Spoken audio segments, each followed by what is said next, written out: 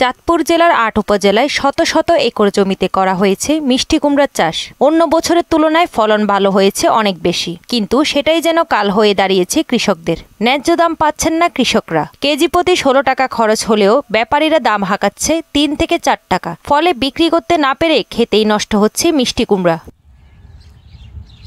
এমন পরিস্থিতিতে কৃষকদের যেন মাথায় হাত। কিস্তিতে ঋণ নিয়ে বেশি দামে সার বীজ কিনে মিষ্টি কুমড়া চাষ করে পড়েছেন বিপাকে।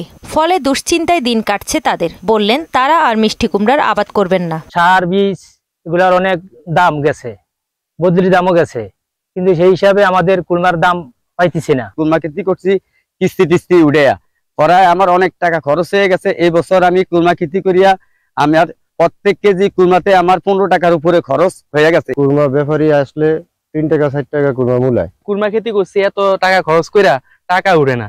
কিস্তি ওলারকে ঘরে টিন নিয়ে যান, কুলমা বেচে কোনো কিস্তি দিতে পারবো না। সুদবিহীন ব্যাংকিং এর আত্মশুদ্ধির পথ এনআরবিসি ব্যাংকের ইসলামিক ব্যাংকিং আল আমিন। কৃষি বিভাগের এই কর্মকর্তা জানান, চাঁদপুর জেলার ৮টি উপজেলায় এবছর সরকারিভাবে দেয়া নির্দেশনার চেয়ে বেশি মিষ্টি কুমড়া আবাদ হয়েছে। পরামর্শ দিলেন সংরক্ষণ করলে ভালো দাম পাওয়া যাবে। শীতকালীন শাকসবজির ভিতরে তাদের যে চাহিদা, এর কারণে মিষ্টি কুমড়ার ভিতরে চাহিদা তাদের কম।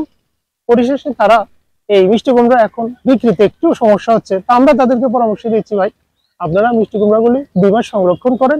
যখন শীতকালীন শাকসবজিগুলি বাজারে কম আসবে তখন আপনারা আবার ভালো দাম পাবেন। জেলার ৮ উপজেলায় এই বছর ১১৩৫ হেক্টর জমিতে প্রায় ৩০ মেট্রিক টন মিষ্টি কুমড়ার উৎপাদন হয়েছে।